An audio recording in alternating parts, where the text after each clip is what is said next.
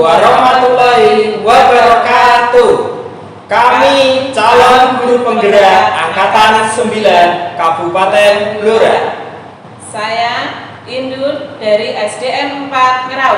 Saya Joko Subiasmoro dari SMA Negeri 1 Randu Blatung. Saya Rini Andayani dari SDN 3 Tanjung.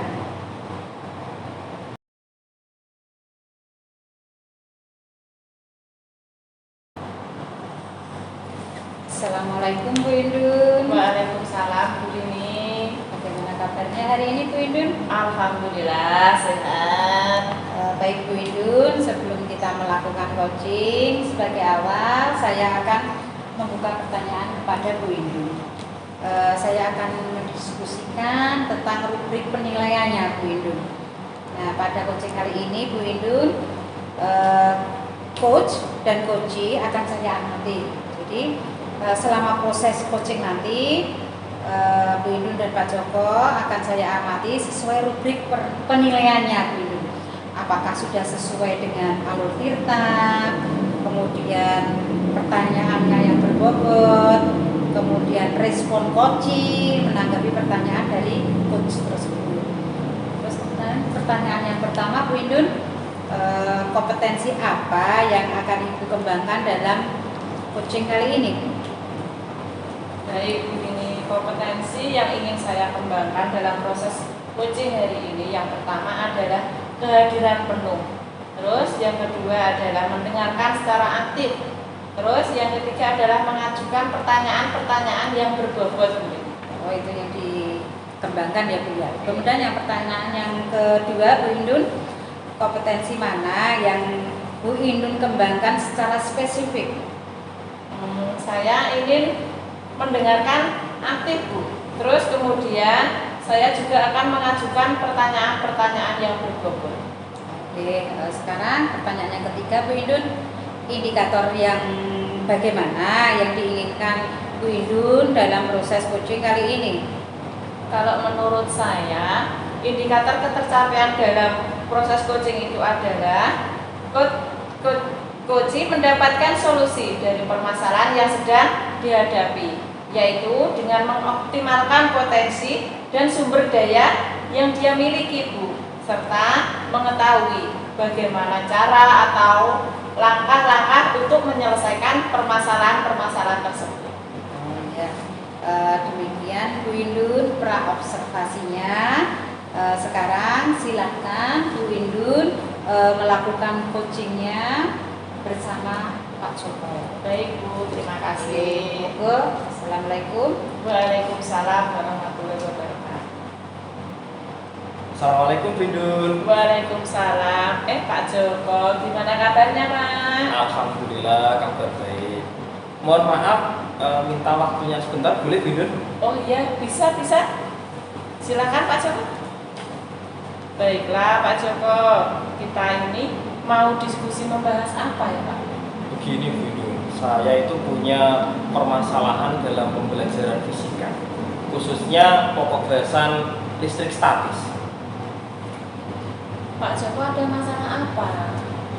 Akhir-akhir ini menurut saya dalam pembelajaran listrik statis itu kan ada rangkaian seri dan paralel.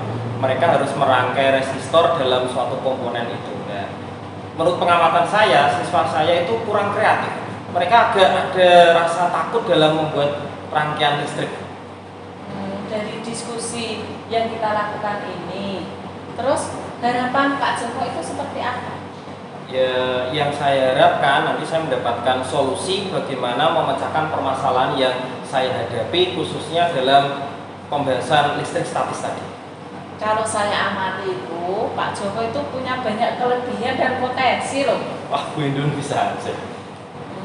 Dari skala 1 sampai 10 terkait pengembangan kreativitas murid dalam pembelajaran Pak Joko itu berada pada skala berapa kira-kira? Kalau menurut saya di skala 5. Lalu target Pak Joko untuk mengembangkan kreativitas murid itu terdapat pada kisaran berapa Pak? Target saya ya berada di skala 8. Nah, untuk menaikkan skala dari 5 ke 8 itu seperti yang ditargetkan Pak Joko. Tentunya Pak Joko punya daya dukung yang akan diberdayakan. Kira-kira daya dukung apa saja yang Pak Joko dapat optimalkan dalam pembelajaran? Kalau tidak salah itu ada media pembelajaran media FET yang dapat mensimulasikan rangkaian elektronika. Nah, itu ada media pembelajaran interaktif yang dapat dimanfaatkan. Kenapa murid masih belum kreatif ketika belajar rangkaian listrik? Apa ada kendala atau hambatan yang dihadapi, Pak? Kalau menurut saya ada sih, Bu. Karena media pembelajaran FET itu kan harus diakses secara online, sehingga harus mengalokasikan kuota khusus, kuota internet, sehingga dapat mengakses media tersebut. Nah, tidak semua siswa saya itu punya kuota internet, sehingga ada beberapa siswa yang tidak bisa mengakses media pembelajaran tersebut. Baiklah Pak, ternyata ada beberapa kendala atau hambatan yang dihadapi dalam pembelajaran rangkaian listrik. Yang saya catat di sini itu terdapat 2 ya Pak. Iya. Yang pertama, murid kurang kreatif dalam merangkai komponen listrik. Terus yang kedua, kendala kuota internet dalam mengakses media interaktif.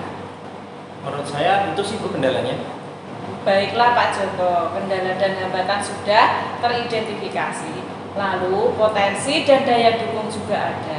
Nah, untuk ke depan, kira-kira apa yang akan Pak Joko lakukan dari potensi dan daya dukung tersebut untuk mengatasi kendala atau hambatan dalam meningkatkan kreativitas murid dalam pembelajaran, Pak?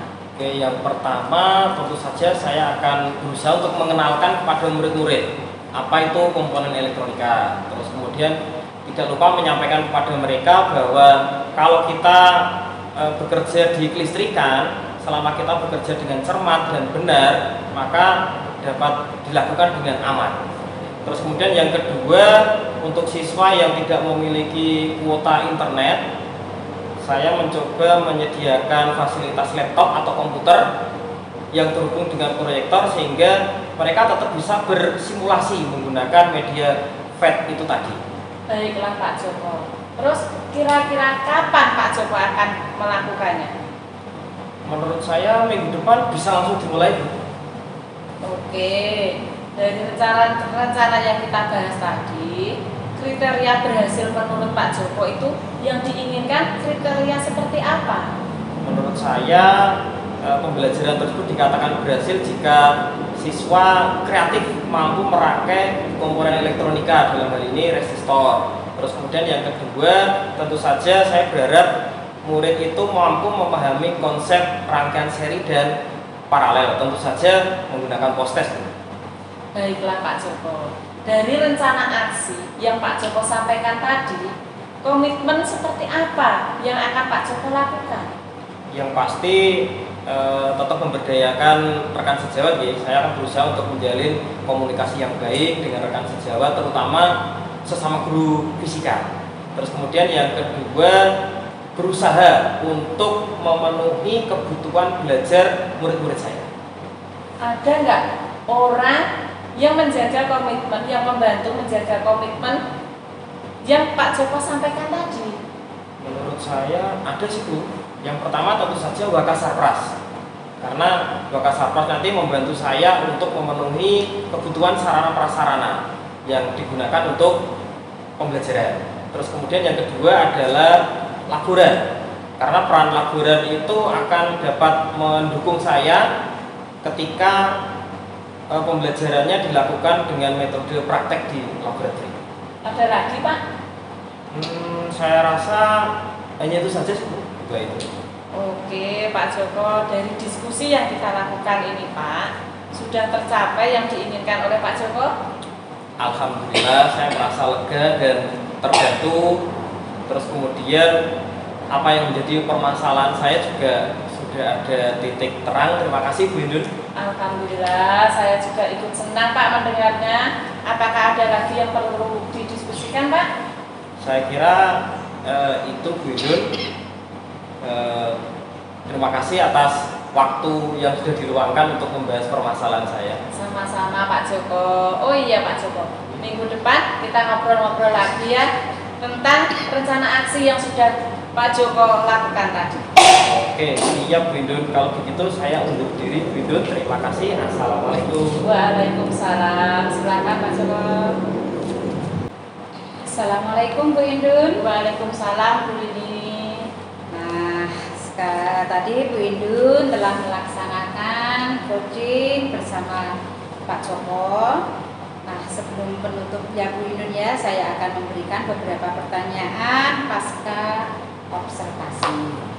Yaitu Bu Indun, apa saja yang Ibu lakukan pada saat melakukan coaching? Tadi itu pada saat coaching saya sudah melakukannya dengan alur tirta Bu, yaitu dengan menanyakan tujuan, identifikasi masalah, rencana aksi, dan tanggung jawab. Kemudian saya juga menggali potensi yang dimiliki oleh coach untuk menemukan solusi dari permasalahan yang dia hadapi. Ya Bu ya.